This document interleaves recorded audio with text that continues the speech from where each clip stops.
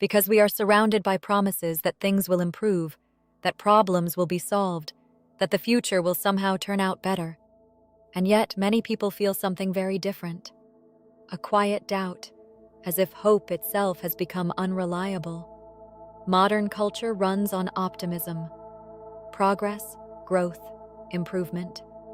There is always a narrative that things are moving forward. And for a long time this worked, because expectations and reality were still connected. But today, that connection is weakening.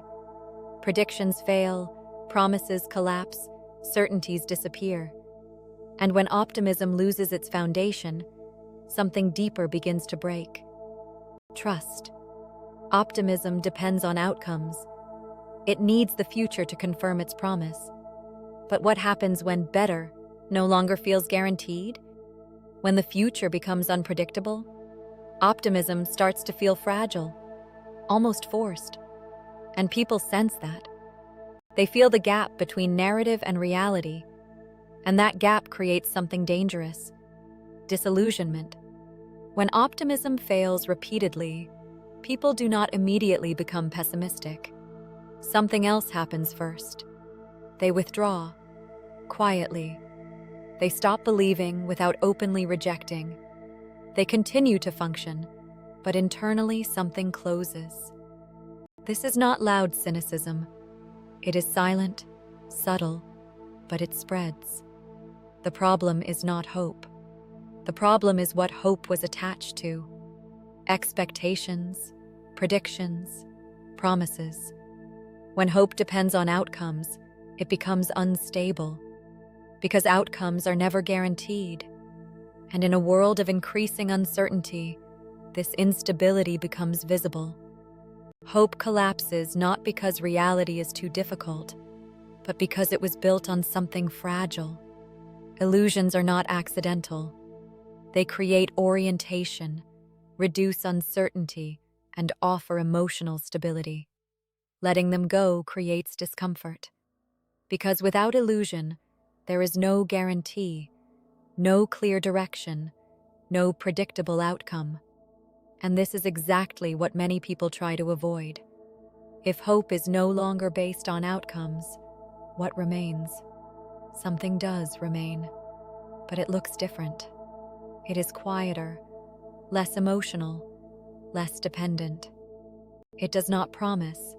It does not predict. It does not create certainty. It stabilizes without illusion. Real hope is not a belief in outcomes. It is a position, an inner orientation. It does not say, everything will be fine. It says, I will remain present regardless of what happens. Hope stops waiting. It becomes participation, not because success is guaranteed, but because responsibility does not wait for guarantees. This form of hope is not comforting. It does not create emotional highs. It does not offer relief. It is stable, and stability is less exciting than optimism, but it is real, because it does not collapse when circumstances change. The real shift is simple. From what will happen to how do I respond? From will things improve to what is required now. We live in a time where certainty is decreasing, complexity is increasing, and predictions become less reliable. In such a world, optimism becomes fragile, but awareness does not. Responsibility does not. Presence does not. Hope does not need illusion. It does not need certainty. It does not need guarantees. It does not need a perfect future. What it needs is an inner place that does not collapse when the future becomes unclear. And perhaps this is the hope our time needs most. Not optimism, not denial, but the quiet strength to remain responsible without knowing how things will end. Hope does not need to promise anything.